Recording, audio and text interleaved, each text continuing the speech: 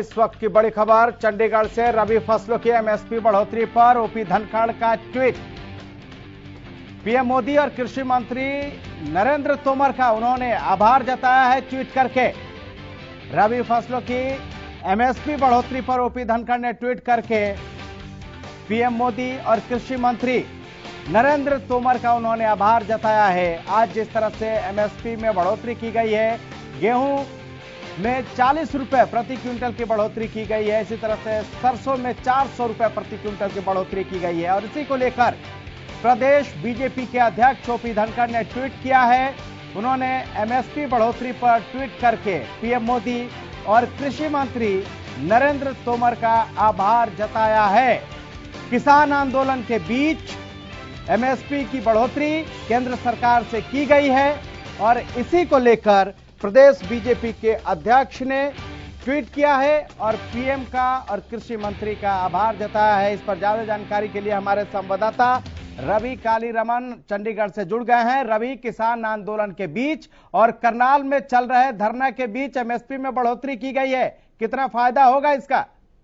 जी बिल्कुल, देखिए जो हरियाणा के प्रदेश अध्यक्ष ओम प्रकाश धनखड़ उन्होंने ट्वीट कर जो है धन्यवाद किया है नरेंद्र मोदी जो प्रधानमंत्री देश के और कृषि मंत्री नरेंद्र सिंह तोमर का।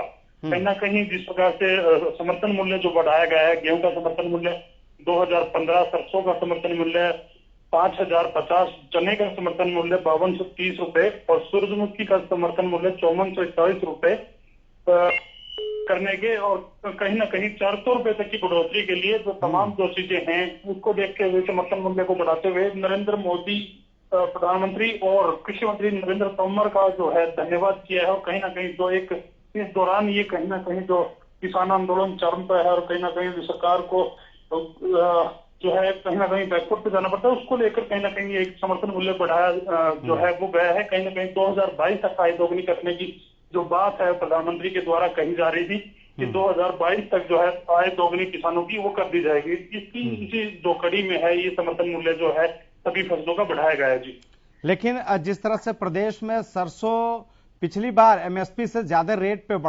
बेचा गया था, उसके बाद अब 400 रुपए की बढ़ोतरी की गई है। और एक और बात रवि कि हिसार में कृषि मेला चल रहा है, इसमें जो किसान पहुंचे थे वो खास करके सरसों के वैरायटी का ज्यादा वो देख रहे थे और उसी को लेने की कोशिश कर रहे थे ताकि अगली बार जब सरसों की फसल आए तो उनको ज्यादा रेट मिल सके। अब सरकार ने भी एमएसपी 400 रुपए बढ़ा दिया है, क्या इसका फायदा किसानों को मिलेगा?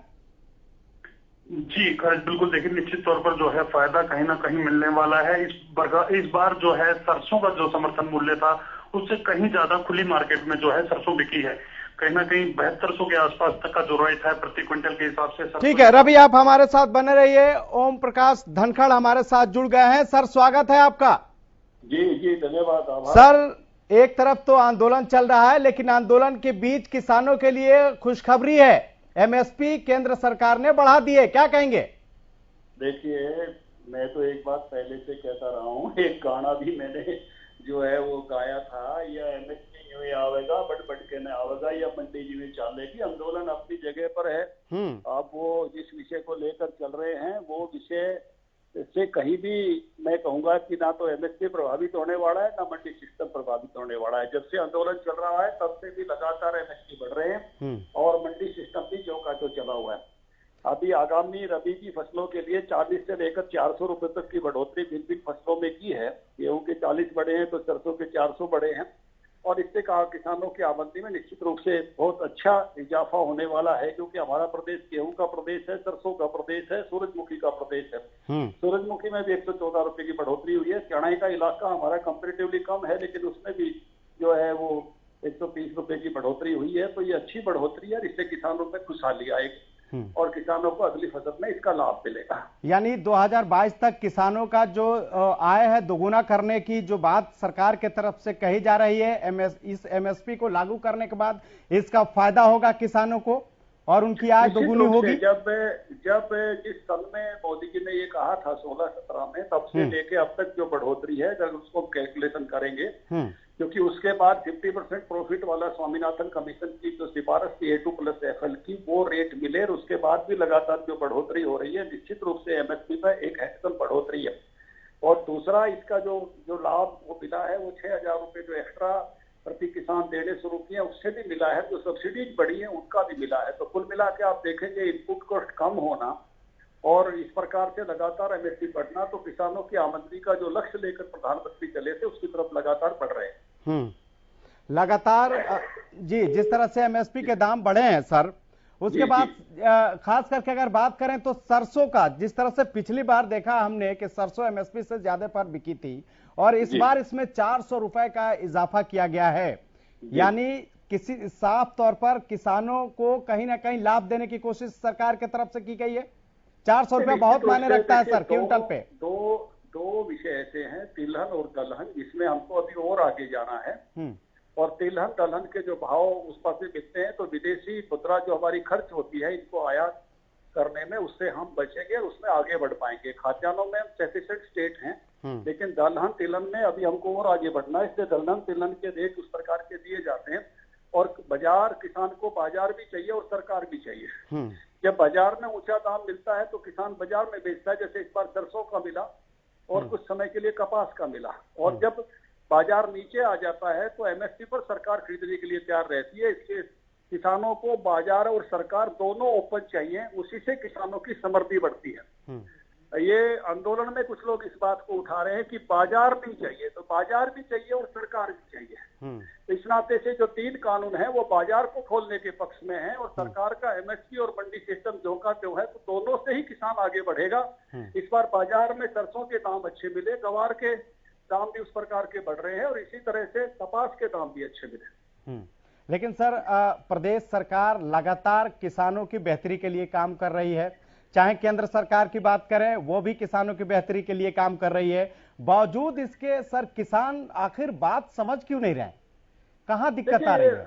ये आंदोलन किसी न किसी रूप से पॉलिटिकल स्वरूप ले चुका है, चाहे वो आपकी महापंचायत मुजफ्फरनगर की हो, चाहे यहाँ के बीजेपी जेजेपी नेताओं के बारे में जिस प्रकार से कार्यक्रमों के बारे में उसमें विरोध की बात आती है। तो अब ये पूरी तरह से पॉलिटिकल आंदोलन है और पॉलिटिक्स को लेकर हो रहा है। अब जिस तरह से हम देख रहे हैं करनाल में किसान लगातार डट गए हैं, कई दौर की वार्ता भी प्रशासन से हुई, वो वार्ता भी अभी तक विफल है और वार्ता चल भी रही है, लेकिन समस्या यह है कि इसका समाधान कैसे होगा। अब तो करनाल तक बात आ गई बॉर्डरों से उठ के, सरकार के लिए कितनी बड़ी चुनौती है?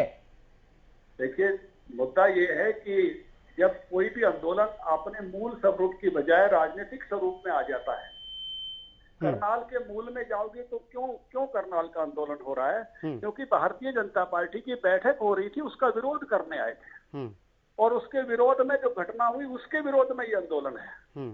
आपको अगर राजनीति करनी है तो राजनीति में लोकतंत्र के तरीके हैं, उन लोकतांत्रिक तरीकों से आप आंदोलन करते हो, कोई आपको कुछ कहने वाला नहीं है, सब लोकतांत्रिक आंदोलन का समर्थन करते हैं। जब आप लोकतांत्रिक तरीकों को छोड़कर और विरोध पर उतर आते हैं जी, आमने सामने के विरोध पर उतर आते हैं, तो वो लोकतंत्र की मर्यादा वहां तार होती है और उससे गड़बड़ होती है। तो उस नाते से लोकतंत्र में आपको अपनी बात कहने का हक है, लेकिन दूसरे को भी अपनी बात कहने का हक है। आपको अपना कार्यक्रम करने का हक है तो दूसरे को भी अपना गतिविधि करने का हक है। और इन दोनों के हक की रक्षा का नाम ही लोकतंत्र है। मैं किसान संगठनों के आंदोलन करने की हक की रक्षा करूं, लेकिन वो मेरी पार्टी का कार्यक्रम हो रहा है उसको भी होने के हक की रक्षा करें। लेकिन सर किसान कह रहे थे कि जहां आप लोगों का कार्यक्रम हो रहा था वहां से वो 15 किलोमीटर दूर थे और वहां पर लाठीचार्ज किया गया। नहीं, वो आपको भी जानकारी है। जीटी रोड जिस प्रकार से रोका गया, प्रशासन ने जिन स्थितियों में वो निर्णय लेना पड़ा, मैंने तो उसी समय कहा था कि इसकी जांच होनी चाहिए, नहीं होना चाहिए था और ऐसी परिस्थितियां उत्पन्न नहीं हो जिस प्रकार से प्रशासन को इस प्रकार के कठोर कदम को उठाने पर मजबूर होना पड़े, जो कि सबको, जैसे मैं पहले ही कह रहा हूँ कि किसान संगठनों को भी शांतिपूर्वक आंदोलन करने का हक है। और मैं उसी दिन उसी समय कहा कि ये नहीं होना चाहिए था, इसकी जांच होनी चाहिए। तो उस समय उसी समय मैंने कहा था, सरकार ने उसकी जांच बैठा भी रखी। लेकिन किसान तो पीछे हटने के लिए तैयार नहीं है। वो कह रहे हैं कि जिस एसडीएम ने आयुष सिन्हा की बात कर रहे थे वो, कि उन्होंने सिर फोड़ने का आदेश दिया, क्या उनपे कार्रवाई नहीं होनी चाहिए वो कह रहे हैं। और ये भी कह रहे हैं कि उनको सस्पेंड कर दीजिए, उनकी मांग है कि उनको सस्पेंड कर दीजिए और जांच कराइए, अगर वो सही होते हैं तो उनको बहाल कीजिएगा, उन्हें ऐतराज नहीं है, लेकिन अगर गलत है तो उन पर कार्रवाई होनी चाहिए। ये निर्णय सरकार ने लेना है, जांच चल रही है, निर्णय सरकार ने लेना है। सरकार इस पर निर्णय करके आगे बढ़ेगी, क्योंकि आप फैसला मत दीजिए। कई बार हम क्या होते हैं, निर्णायक बन जाते हैं। निर्णायक बनने के बाद बनने की बजाय जो भी जांच जब चल रही है तो जो निर्णय आएंगे उस पर आगे बढ़ेंगे। लेकिन सर एक तो सवाल आपको भी मानना पड़ेगा कि पिछले 9 महीने से किसान आंदोलन कर रहे हैं और किसान जहां बैठे हुए हैं उस इलाके को आप जानते हैं कि औद्योगिक क्षेत्र है, जिसके वजह से जो वहां के लोग हैं, आसपास के लोग हैं, जो उद्योग धंधे हैं, उस पर भी असर पड़ रहा है। इस समस्या का समाधान तो होना चाहिए। निश्चित रूप से वहां बहुत बड़ी आर्थिक हानि हुई है और ये आंदोलन के कारण से बहुत बड़ा उस इलाके के लोगों का नुकसान हुआ है। लोग इस बात से पीड़ित हैं, ये बिल्कुल आपकी बात सही है। और किसान संगठनों को भी अपना आंदोलन किसी की हानि के बगैर करना चाहिए। इस रास्ते पर इस बात को समझना पड़ेगा, इस बात को समझना होगा। लेकिन बेहतर नहीं होता सर कि जो बातचीत की डोर टूट गई है उसको फिर से जोड़ा जाए, बातचीत शुरू हो, एक टेबल पे किसान और सरकार के लोग बैठें और इस समस्या का समाधान निकालें, क्योंकि ये पूरे देश के लोग इसको बहुत ही गहरी निगाहों से देख रहे हैं, क्योंकि बहुत दिन हो गया। सरकार के दरवाजे सुधार के लिए हर समय खुले हैं। तीनों कानूनों में जो सुधार कराना हो सरकार सुधार के लिए तैयार है। एमएसपी पर कमेटी बनाने के लिए सरकार तैयार है, लेकिन किसानों की जिद के कारण कि पहले रद्द करो फिर बात करेंगे, इस कारण से वार्ता रुकी है। वार्ता को किसान संगठन ने रोका हुआ है, सरकार ने नहीं रोका हुआ। यानी कानून वापस नहीं होगा, क्योंकि सरकार बार बार यही बात किसान यही बात कर रहे हैं बार बार कि सरकार किसान वापस माफ कीजिएगा कानून वापस ले। सुधार करे ना, वापसी काय को। बाजार भी चाहिए, सरकार भी चाहिए। अगर बाजार खुलता है, सरसों के दाम अच्छे मिलते हैं तो किसी को दिक्कत है क्या? लेकिन सर नहीं, अगर कॉटन के दाम बाजार में अच्छे मिलते हैं तो किसी को दिक्कत है क्या? बाजार खुलना किसान के हक में है जी। कुछ किसान संगठनों की जिद के कारण से बाजार किसानों के लिए नहीं खोला जाए, ये उचित नहीं है। सरकार इसको उचित नहीं मानती। जो भी सुधार चाहिए वो करने को तैयार है, लेकिन उनको ऐसा डर लग रहा है कि जो पहले मंडी व्यवस्था है वो खत्म हो जाएगी। भैया जब आपको भय लग रहा है तो आगे सुधार हो जाएंगे। कोई अंतिम बात है क्या? सदा सुधार होते रहे, सदा कानून बदलते रहे। अगर किसी कानून से कोई नुकसान होगा तो सुधार कभी बंद थोड़े होते। कानून में हर क्षेत्र में सुधार होते रहते हैं। अगर कोई किसी कानून से कठिनाई आएगी तो और आगे सुधार हो जाएगी, आगे और सुधार हो जाएगी। सर आप हमारे साथ जुड़े इसके लिए आपका बहुत बहुत शुक्रिया इस आश्वासन के साथ। लेकिन जिस तरह से किसान जो है वो अपनी एक तरफ मांगों पे डटे हुए हैं, लेकिन इसी बीच सरकार ने भी किसानों के लिए खुशखबरी दी है। एमएसपी में बढ़ोतरी की है, चने में 130 रुपए, मसूर में 400 रुपए की बढ़ोतरी की गई है और इसके अलावा सरसों के दामों में भी, यानी कि सरसों के एमएसपी में भी 400 रुपए की बढ़ोतरी सरकार ने की है और आज केंद्रीय कैबिनेट ने इसकी मंजूरी भी दी है। हालांकि हमारे साथ जुड़े हुए थे प्रदेश बीजेपी अध्यक्ष, वो कह रहे थे कि बाजार और सरकार दोनों चाहिए, तभी जाके जो किसानों की आय जो दोगुना करना है उसको लेकर भी सरकार की तरफ से लगातार काम किए जा रहे हैं ताकि जो किसान हैं उनकी आय को दोगुना किया जा सके।